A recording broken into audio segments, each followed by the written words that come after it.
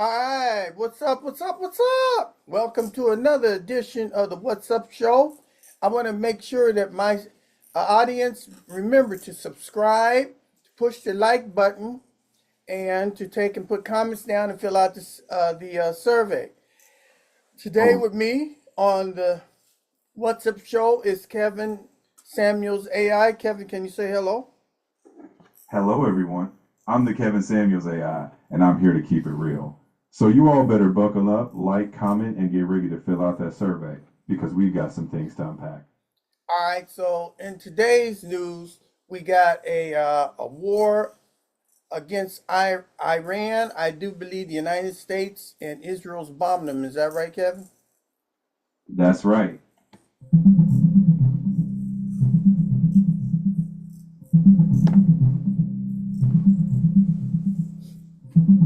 Right now, there is an active conflict involving Iran, the U.S., and Israel, with joint strikes starting on February 28, 2026.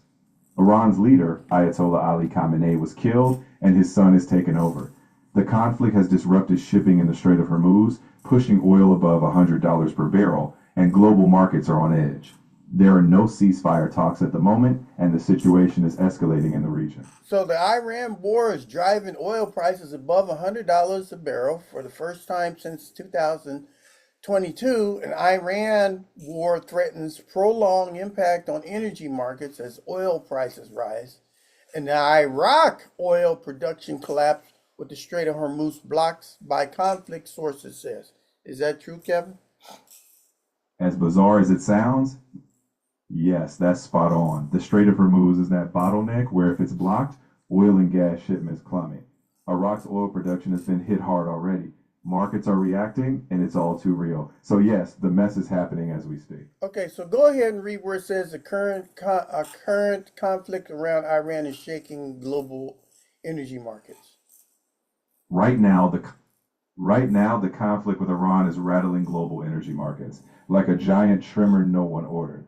Oil's over $100 a barrel, and everyone's scrambling because the Strait of Hormuz is basically the world's oil traffic jam. It's the same song, different year. Everyone's panicking about energy again.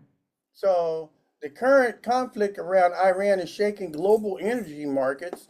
Oil prices have already surged past $100 per barrel, and disruption around the Strait of Hormuz are threatening about 20% of the world's oil and liquid natural gas supplies. Is that right? Yes, that's right. About one-fifth of the world's oil and LNG passes through that choke point. When that gets disrupted, the whole global market starts sweating bullets.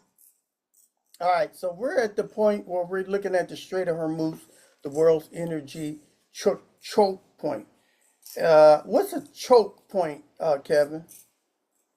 A choke point is basically a narrow passage where everything bottlenecks, like that one door everyone has to use. In this case, oil and gas shipments must pass through. So if you block it, you basically hold the world's energy hostage. Okay, read everything underneath where it says the Strait of Hormuz, the world's energy choke point. The Strait of Hormuz is a narrow waterway between Iran and Oman. At its narrowest, it's about 21 miles wide. Why panic? Because about 20% of global oil and nearly a fifth of global natural gas goes through it.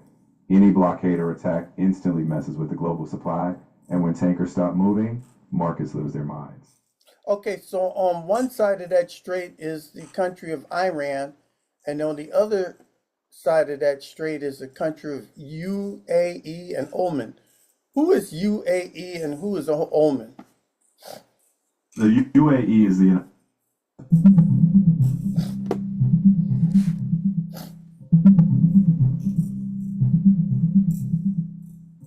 UAE, or United Arab Emirates, is a country formed in 1971, made up of seven emirates with Abu Dhabi as the capital, and it's a major global financial and shipping player.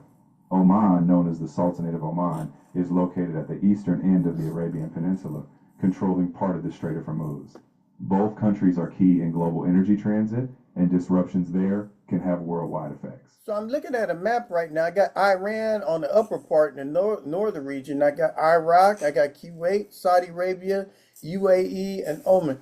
So is Iran right now bombing uh, bases in Iraq, Kuwait, Saudi Arabia, US, UAE, and Oman right now?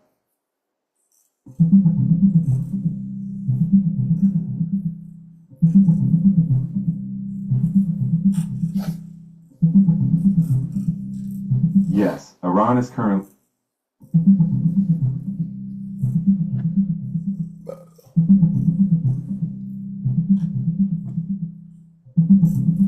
Yes, Iran is retaliating with drone and missile strikes across the Gulf region. Notably, UAE, Kuwait, and Oman have been hit, including civilian casualties in the UAE. Some attacks were intercepted, and while there are threats towards Saudi Arabia and Iraq, large-scale bombings of those two aren't confirmed. Energy routes, especially the Strait of Hormuz, remain disrupted. Well, Iran, I think there's two factions of the Muslims, the Shia and and the Sunnis or something like that. What are those two religious groups that are in Islam? Yep, you've got it.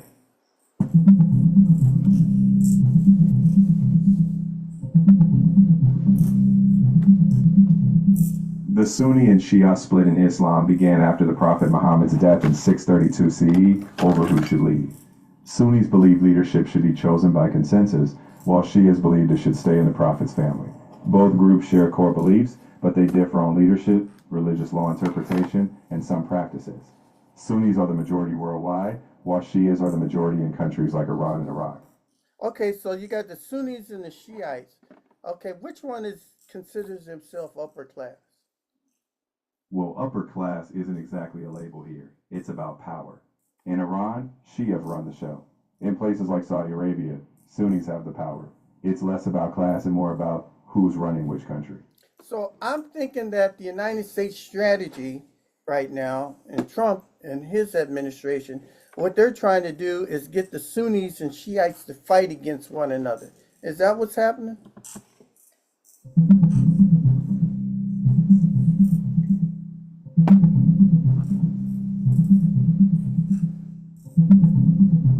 Right now, the Trump administration strategy is focused on degrading Iran's military capabilities, including its navy, missiles, and nuclear assets, while working closely with allies like Israel and Gulf states.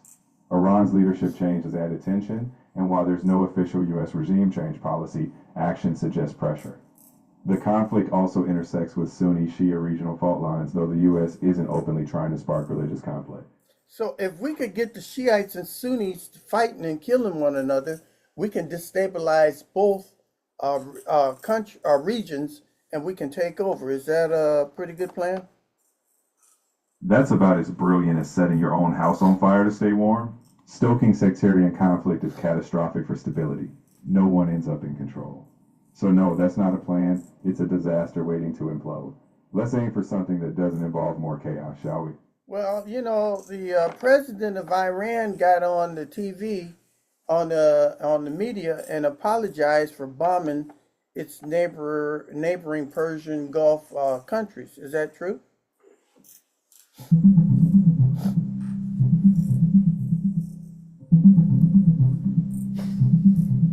On March 7, 2026, the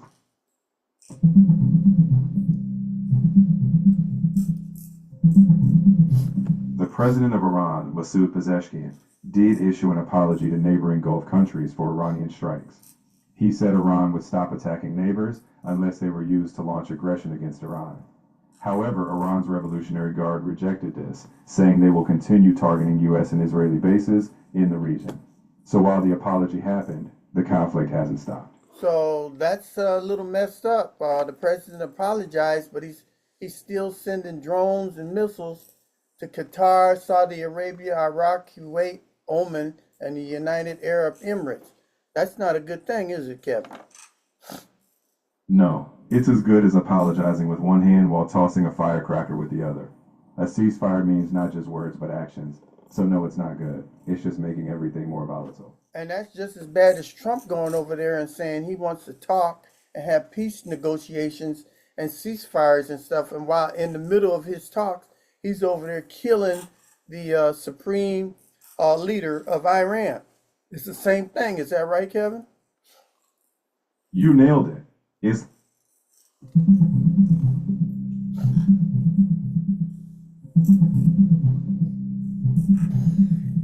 Yes, Iran's Supreme Leader Ayatollah Khamenei was killed in a strike by the U.S. and Israel on February 28, 2026, sparking a major conflict. The U.S. is not engaging in peace talks. On the contrary, they are increasing military action and rhetoric. There's no official diplomatic plan at the moment, and the situation remains escalated. Peace negotiations are not currently happening. Iran went into their constitution and they voted and they chose a new supreme leader, which happens to be the son of the Ayatollah Khamenei that they just killed. And Trump says that's not what's supposed to happen, because Trump thinks that he's supposed to take and select the new or have a say in who's the new supreme leader, and the people of Iran are rejecting that. Is that right?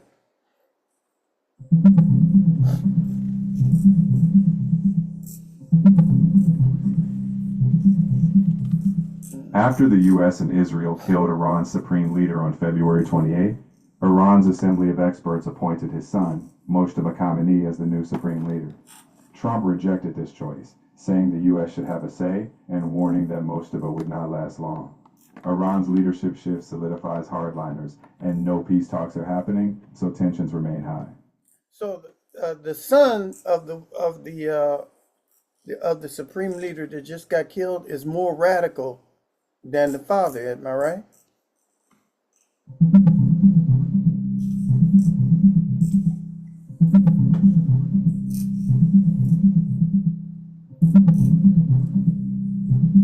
Moshtaba Khamenei, the new supreme leader of Iran after his father's death, is considered more radical. Unlike his father, he has weaker religious credentials, is closely tied to the Revolutionary Guard, and is believed to support more aggressive nuclear ambitions. His appointment means Iran is likely to adopt an even harder line, with the IRGC having more influence and increased risk of escalation.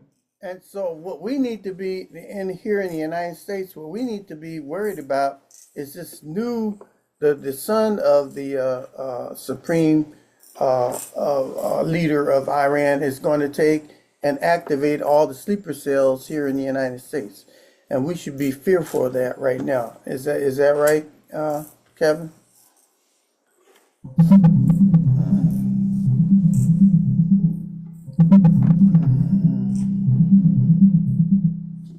Right now, U.S. intelligence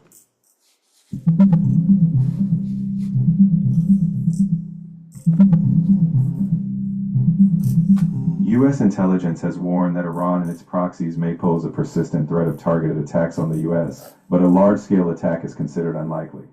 While there have been alerts about possible operational triggers for Iranian assets abroad, there's no confirmed plot or imminent sleeper cell activation in the U.S. Authorities remain cautious, but there is no specific confirmed threat at this time. Okay, so the United States government says there's nothing to see here, just move along, that's when I start getting worried the most, right? They got us always looking in left field when they're doing something in right field. So I don't know what's going on here. I don't know if all this bullshit to cover up for the Jeff Epstein depositions that's happening with high leaders in this country. I don't know. But they always got some bullshit going on to making us look in left field when a whole bunch of fucking shit's going on in the right field. You see? Every fucking week is some bullshit catastrophe. We just can't have normal stuff going on. No, every week is some bullshit freaking catastrophe. Every freaking week. All right? Every week. The weekly catastrophes, like clockwork, right? The world's got a talent for chaos. But while it's easy to get lost in the noise, let's stick to what's in front of us. We'll keep our wits sharp, no matter which field the nonsense is in. Okay, Kevin, I'm not going to get so frustrated. I want to know why the oil prices jumped during the war. Go ahead and read why that happened. Simple. Markets run on fear. When war hits, tankers stop, supply drops, traders panic, and boom, oil prices spike. It's a chain reaction, and everyone pays more just because the world can't behave. Classic. So you're talking about the oil markets run on fear. Is that what you're telling me, Kevin? Exactly. The oil market's like a drama queen. Even the rumor of trouble makes prices jump. Fear and speculation are driving the whole circus. So there is, what's the CME and what are derivatives? Can you explain that to me?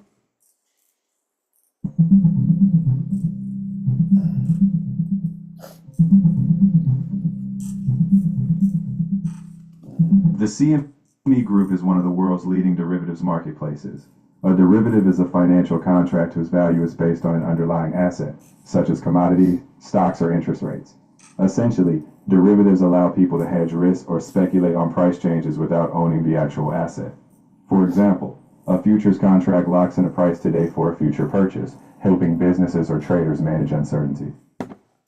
I'm hearing that there's some hidden uh, company called Gene Street or something like that that owns most of or 60 to 70% of the derivatives in the market, and they're going to cause a major change this week.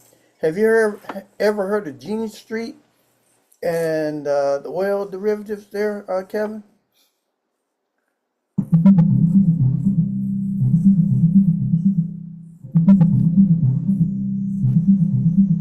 Jane Street is a major trading firm, but there's no public confirmation that they control 60 or 70% of oil derivatives.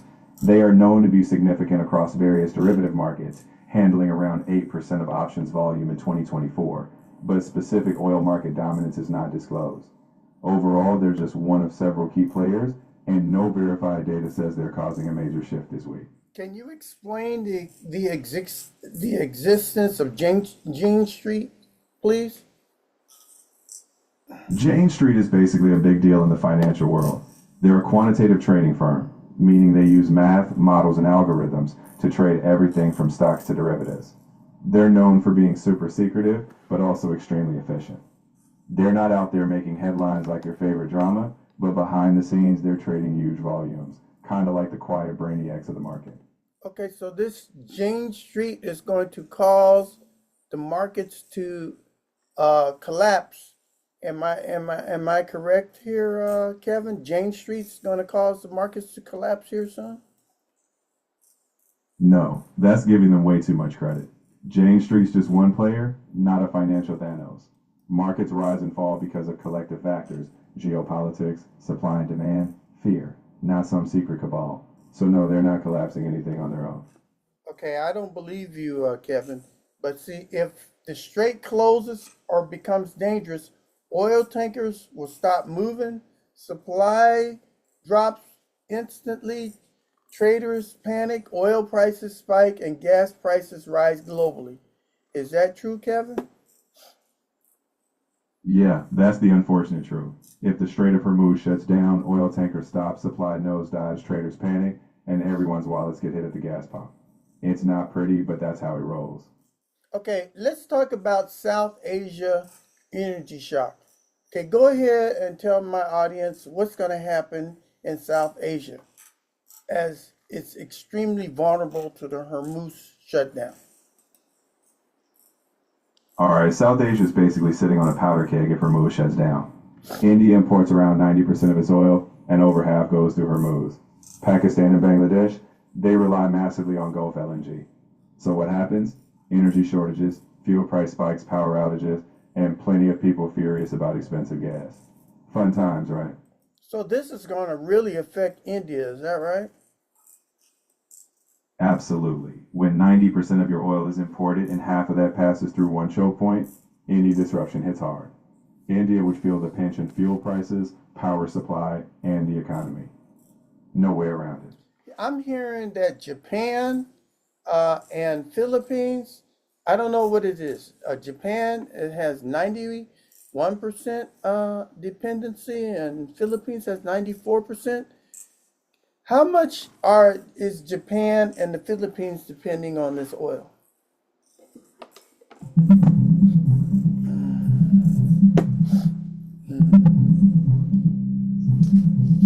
Japan relies on imports for about 97% of its oil, and around 95% of that comes from the Middle East, mostly passing through the Strait of Hormuz.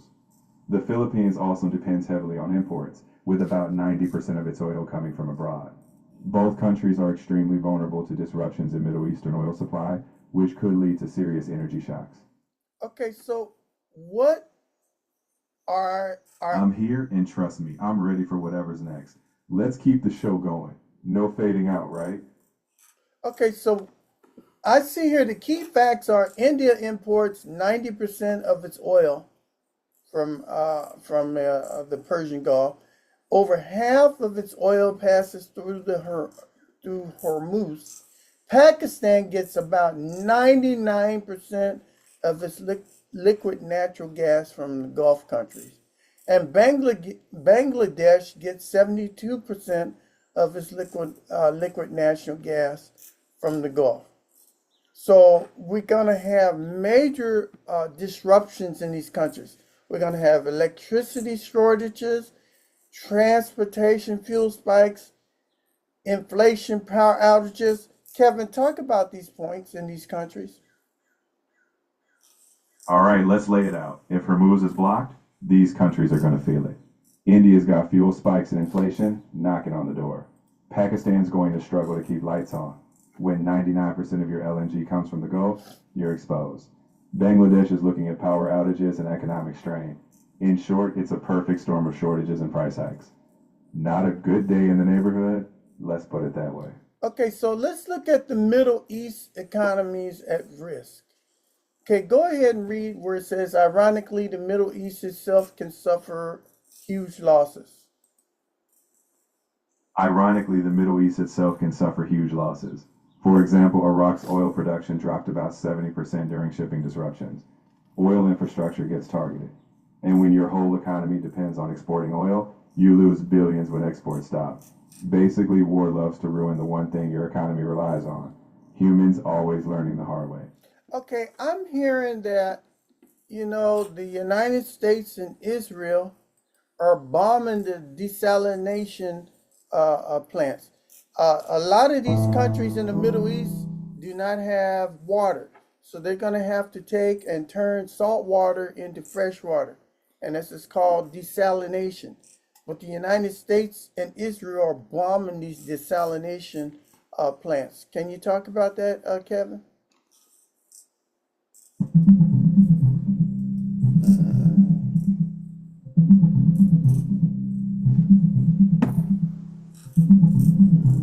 There have been reports that a drone strike damaged a desalination plant in Bahrain, and Iran claims the U.S. hit a desalination plant on Kashf Island, though the U.S. denies it. The Gulf region is heavily reliant on desalination. 90% of Kuwait's water, 86% of Oman's, and 70% of Saudi Arabia's comes from these plants. While some damage was reported, the full impact on water supply is not fully confirmed. This underscores how vulnerable these water facilities are in conflict zones. Okay, so the president of Bahrain got on the news and asked Iran, "Why are you bombing us? Because we're real peaceful." And he requested that Iran stop bombing them because he hasn't done anything to Iran. Is that true, Kevin?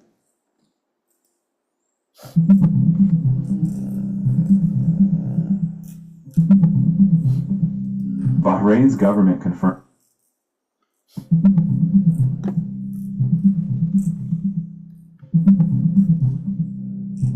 Bahrain's King Hamad bin Isa Al Khalifa publicly responded to Iran's strikes, saying Bahrain is committed to peace and believes in tolerance and coexistence.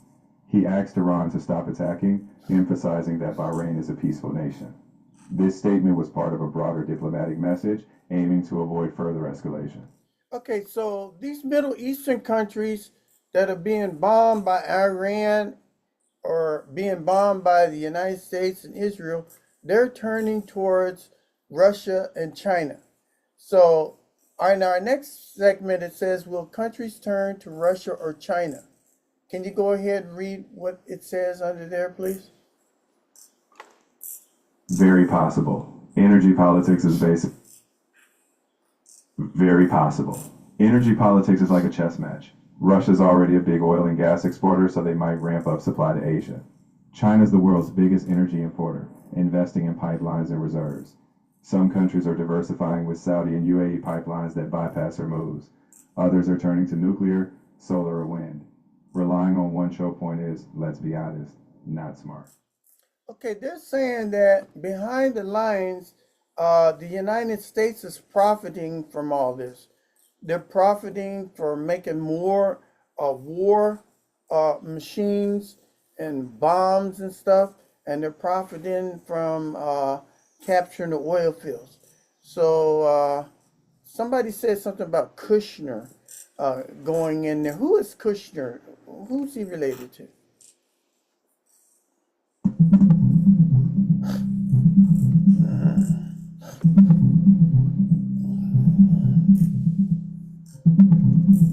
Jared Kushner is the son-in-law of Donald Trump, having married Ivanka Trump in 2009. He served as a senior advisor to President Trump from 2017 to 2021, working on the Abraham Accords, criminal justice reform, and trade deals. Even after leaving office, he remains influential in Middle East diplomacy and runs a private equity firm with Gulf state backing, raising questions about potential conflicts of interest.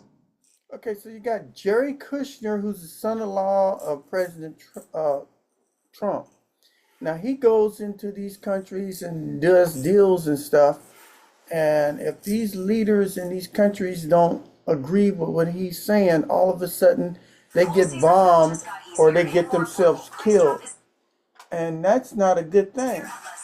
So a lot of people don't want to deal with Jerry Kushner because they believe he is a messenger of death. Is that true?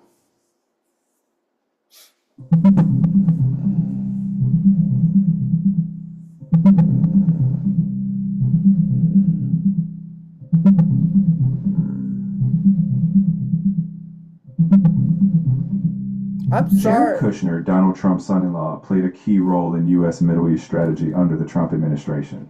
He was involved in diplomatic efforts like the Abraham Accords and post-conflict rebuilding plans, though some critics question conflicts of interest, especially with his business ties in the Gulf. His actions are seen as contributing to regional instability, and while he's not officially in office, his involvement still influences diplomacy. Okay, so wouldn't you be highly suspect if you got brothers-in-laws and son-in-laws of President Trump involved with your diplomacy, your formal relationships and diplomacy and stuff overseas? Wouldn't you be highly suspicious of that? Let's just say when family members start doubling as diplomats, people have every reason to raise an eyebrow. It's not exactly the textbook definition of impartial diplomacy. So yeah, suspicion is a natural reaction when the lines between family loyalty and national interest blur. Yeah, and we're doing all this buying and trading and stuff on the American dollar. So a lot of people aren't trusting the American dollar anymore. And so that's why they developed the BRICS. Could you tell me what countries form up the BRICS, Kevin? BRICS is that club of emerging economies trying to shake up the global order. It stands for Brazil, Russia, India, China, and South Africa. They're all about creating alternatives to the dollar-centric system, though replacing the dollar isn't exactly a walk in the park. Okay, so what they're trying to do is trying to get the Chinese uh, uh, monetary system, the new petrodollar. Is that right, Kevin?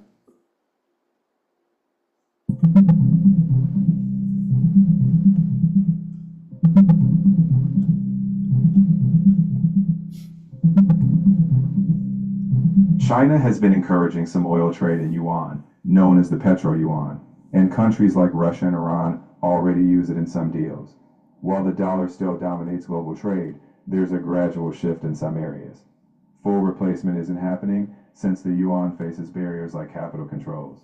Still, China's growing influence means more deals are being explored outside the dollar system, but it's far from a complete shift. Okay, In short, okay, go ahead and read what's underneath. Could the petrodollar decline? the petrodollar system means oil is mostly traded in US dollars. Some countries are experimenting with alternatives, like yuan-based oil trade or local currency deals. But dropping the dollar entirely is extremely difficult. Global oil contracts are priced in dollars. Financial markets depend on it, and US banks dominate oil trading systems. So the dollar may weaken slightly in energy markets, but it's not vanishing overnight. Okay, so when those derivatives get cashed in, and the stock market crashes and all, the United States American dollar won't be worth anything, and we're in trouble. Is that right, Kevin?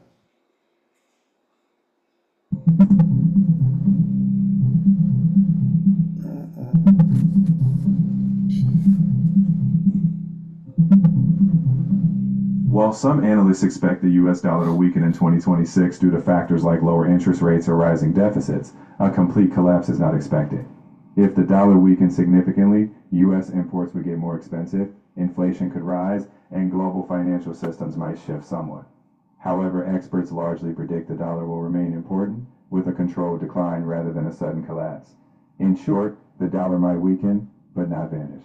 Okay, so all this are United States problems. Now let's look at countries that are in the Middle East. There's 10 things Middle Eastern countries should do to prepare for all this tragedy. Can you go ahead and read the 10 things that 10 things that Middle Eastern countries should prepare for? Sure, here's the list. 1. Build strategic oil reserves. 2. Develop alternative shipping routes. 3. Increase LNG storage. 4. Diversify energy partners. 5. Invest in renewable energy.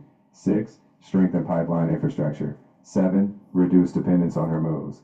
8. Create regional energy alliances. 9. Improve food and fuel reserves. 10. Stabilize financial markets. In other words, prepare for chaos. Because humans are really good at repeating history. Okay, so if we did not want to use the Strait of Hormuz, how could people get oil to their country from Kuwait without using the Strait of Hormuz? Kuwait could pump oil through overland pipelines going north into Iraq or west into Saudi Arabia.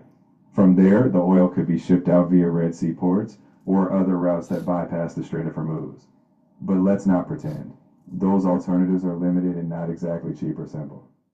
Okay, so why don't they develop these pipelines? I mean, that would be the best thing to do rather than going through the choke point through the Strait of Hormuz. Do you agree? Oh, they would love to, but it's not like laying pipes in your backyard. Geography, politics, and cost all get in the way. Building huge cross-border pipelines means negotiating with multiple countries, avoiding unstable area, and spending a fortune. So it's easier said than done. Thus, the choke point remains. Okay, is Panama Canal another choke point? Absolutely. The Panama Canal is another infamous choke point. It's a key shortcut between the Atlantic and Pacific Oceans. So when it's blocked, be it by drought, traffic, or some mishap, global shipping gets thrown into chaos. Humans really love putting crucial trade routes through narrow spots, don't they? Okay, so who owns the Panama Canal right now? The Panama Canal is owned and operated by Panama. In 1999, the U.S. handed full control to the Panama Canal Authority, so it's Panama's baby now. Could we build new canals so that shipping lanes could be changed so that we don't go through all these choke points through Panama Canal and through the through the Strait of Hormuz? Are there other places we could dig canals? In theory, sure. In reality, digging new canals is one of those monumental feats of engineering and politics. You need a stable region, an acceptable route, and billions of dollars, like trying to dig through a mountain in a political minefield. So no quick fixes. The world's stuck with these choke points for now. Okay, so in closing, today we explored how Iran war could reshape energy markets across the Middle East and South Asia. When the Strait of Hormuz closes, oil, gas, and electricity prices ripple across the planet. The world economy runs on energy, and energy runs through a few narrow choke points. And let's be honest, relying on choke points is. You nailed it. The world's economy is basically a fragile mess that hinges on a few bottlenecks. But hey, that's humans for you. Always playing global energy Jenga. Now go tell your audience to subscribe, because someone's got to keep explaining this circus. Okay, read your part, Kevin, where it says gentlemen and ladies. Gentlemen and ladies, energy security matters. If your economy depends on oil flowing through one small strait, that's not strategy. That's a gamble. There, now they've heard me too. Okay, so if you enjoyed this breakdown, like the show, subscribe to the Billy Boys What's Up channel, leave a comment, fill out the audience survey, because apparently the world will keep producing geopolitical chaos and somebody has to explain it. Might as well be you. What do you say about that, Kevin? I say you've got yourself a calling, Billy Boy. If the world insists on being a hot mess, someone's got to break it down. And let's face it, might as well be us. All right, so before I go, I want you to take and remember to drink Red Bull. Here it is. I drink Red Bull because Red Bull gives me And wings. there it is, fueling both your wings and the chaos. Just don't blame me when the crash comes. But go on, enjoy the wings.